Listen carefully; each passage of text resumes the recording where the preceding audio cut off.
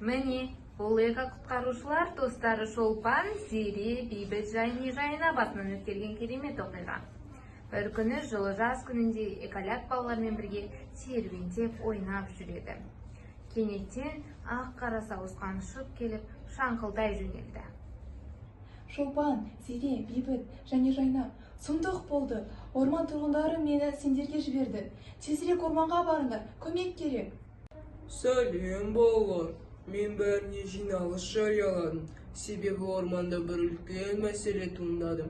Орман халқы, бәрің тезірек осында келіңдер. Мен сендерді өте маңызды мәселені шешу үшін жинадым. Біздің орман қирап жатыр, ластанып кеткен.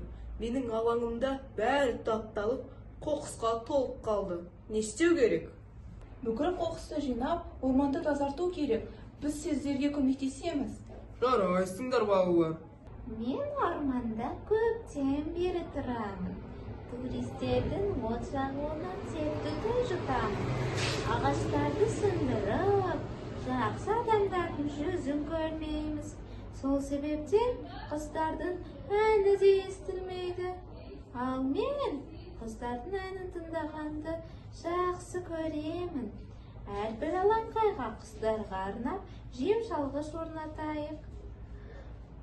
Оларға үйшік жасап берейік.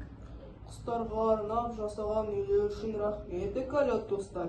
Енді олар қысқы суықтан қорықпайды, дәндерді шоқып, ән салып жүреді.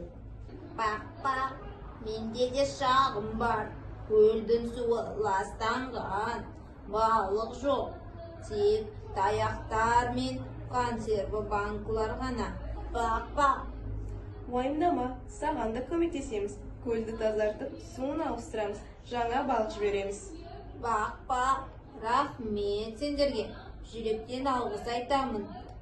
Көл таза, мөлдір, әйнектей жарқырап тұр. Бақ. Ал енді эко-достар, эко-құтқарушыларға алғыс айтайық. Құрметті көрермендер, мынаны түсініңіздер.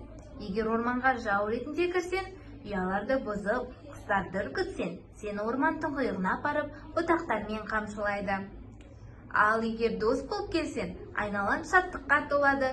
Сонда ертегідей ғажайып ашылады. Саған осы көне орманда тек жақсылық болады. Рахмет.